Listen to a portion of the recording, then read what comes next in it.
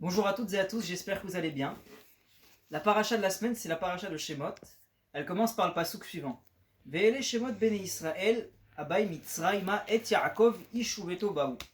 Ensuite, la Torah, elle nous cite le nom de chaque tribu, Reuven, Shimon, Lévi, etc. On peut se demander, pourquoi la Torah, elle nous cite à nouveau le nom des tribus? On les connaît pourtant le nom des tribus. Rashi vient nous expliquer que Hachem, il a de nouveau cité le nom des tribus pour les compter, et parce qu'il avait une affection pour les 12 tribus. Ensuite, je voulais ramener un Dvar Torah de la bouche de Rabbi Yaakov Aversera, que c'était la Iloula cette semaine, lundi. Donc, il nous explique que l'homme il a été créé pour étudier la Torah et faire les mitzvot afin de se rapprocher d'Akadosh Baruch. Donc, ensuite, on a un premier pérouche du mot Mitzraïma. Déjà, il y a une question qui se pose. Pourquoi est-ce marqué Mitzraïma? Normalement, ça aurait dû être marqué Mitzraïm. Donc, Mitzraïma, parce que c'est Mitzraïm plus Hey. Donc, les Béné Israël vont être accompagnés par le Hey, par Akadosh Baruch Hu qui va les accompagner tout au long de leur exil en Égypte.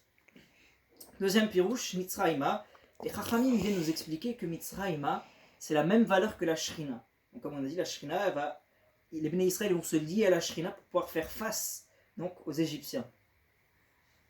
Ensuite, Rabbi Yaakov, il explique que les Bnei Israël, comment ils vont faire pour se lier à la Shrina? Ils vont se lier à la Shrina grâce aux qualités qui sont contenues dans les initiales de Yaakov. Yud, c'est le Ichud, donc la singularité, la particularité des Bnei Israël, qui sont donc le peuple unique choisi par Akadosh Baruch Hu. Aïn, c'est la Hanava. La Hanava, c'est que les Bnei Israël sont des gens humbles, qui sont Hanav. Le Kouf, c'est la Kedusha. Donc grâce à la Torah, s'élèvent spirituellement et vont pouvoir atteindre des niveaux incroyables. Le Bet de Beracha, donc ils font la bracha à chaque fois, ils remercient Hachem, donc notamment avant de manger, comme on sait, on fait la bracha. Et on sait aussi que là où les Juifs vont, il y a la bracha.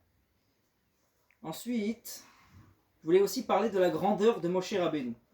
Donc Moshe Rabbeinu, on nous précise que Moshe Rabbeinu, il a grandi plusieurs fois. Pourquoi on nous précise que Moshe Rabbeinu a grandi? On sait, bon, c'est le processus d'un homme normal, il grandit. Donc, c'est pour nous enseigner, on insiste, qu'il grandit. Il grandit de manière inhabituelle sur le plan physique. Il y a un midrash qui dit que Moshe faisait plusieurs mètres de haut, mais aussi sur le plan spirituel. Moshe, il se déconnecte de la réalité.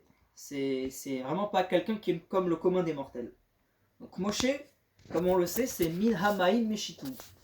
Donc des eaux, il a été sorti. Donc le Midrash, il nous explique que donc, il s'est sorti de la réalité. Et de la même façon, les Béné Israël aussi, ils ont été sauvés des eaux, comme on sait de Kriyat Yamsouf, donc l'ouverture de la mer Rouge. Et donc ils ont été sauvés donc de la gashmiut, parce que la pluie en hébreu c'est geshem, c'est la matérialité. Revenons-en à Moshe. Moshe, il voyait les souffrances des Béné Israël. Il était dans le palais, tranquillement, installé confortablement. Pas seulement il priait pour eux, pour que les Égyptiens arrêtent de les embêter et de les frapper et de leur faire presque de la torture, mais il faisait les travaux des Béné Israël, et même il a risqué sa vie pour tuer l'Égyptien.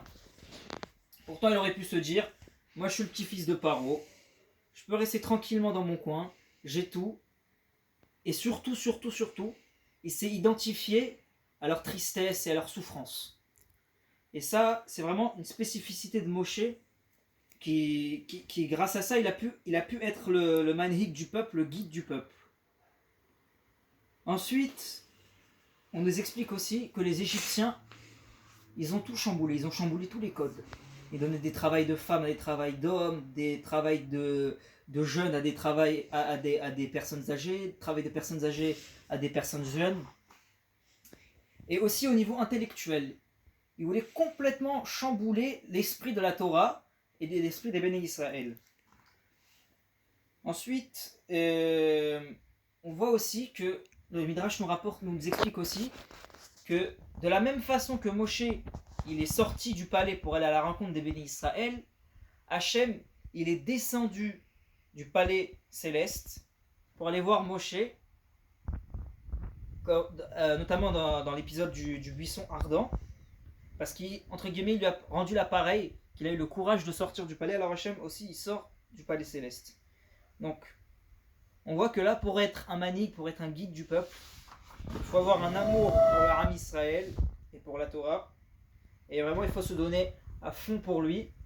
Tout d'abord pour sa famille, bien évidemment, et ensuite son entourage. Shabbat Shalom.